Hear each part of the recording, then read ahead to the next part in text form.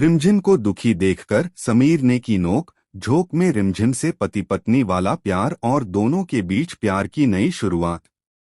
लेकिन मोहिनी ने गुस्से में चली खतरनाक चाल। तो यहाँ पर अब दादी ने रिमझिम को रानी बना दिया है।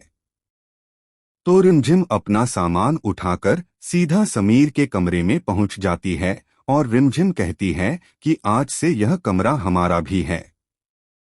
लेकिन तभी यहाँ पर समीर रिमझिम से कहता है कि जरूर तुमने यह सब इस कमरे में आने के लिए किया है और इस कमरे में आने के लिए तुमने अभी से अपना रिश्ता ही तोड़ लिया।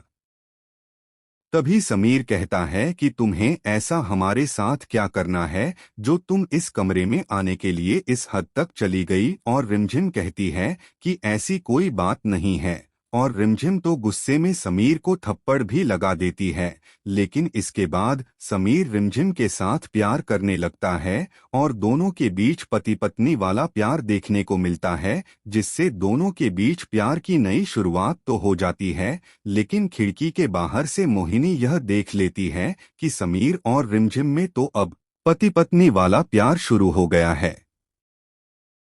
इसलिए मुझे जल्दी कुछ बड़ा करना होगा रिमझिम को हमेशा हमेशा के लिए इस महल से निकालने के लिए।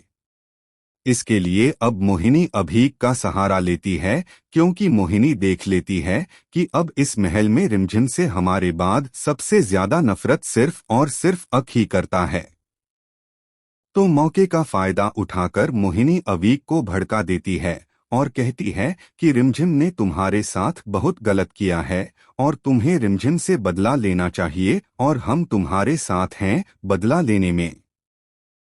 इसके बाद अब मोहिनी अवीक को इतना भड़का देती है कि वह अवीक को एक जहरीली दवाई देती है और कहती है कि तुम्हें यह रिमझिम के खाने के अंदर मिलानी होगी, क्योंकि रिमझिम जब तक इस महल में जिंदा है तुम कभी राजा भी नहीं बनोगे और यह लड़की तुम्हें एक दिन जेल में भी भेज देगी।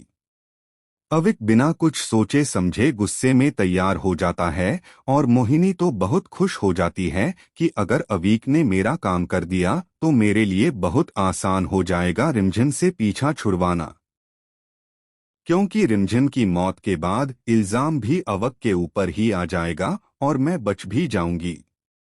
इसके बाद यहाँ पर मोहिनी अवीक को समझा देती है कि तुम्हें यह सब कैसे करना है। लेकिन दूसरी ओर समीर और रिमझिम दोनों के बीच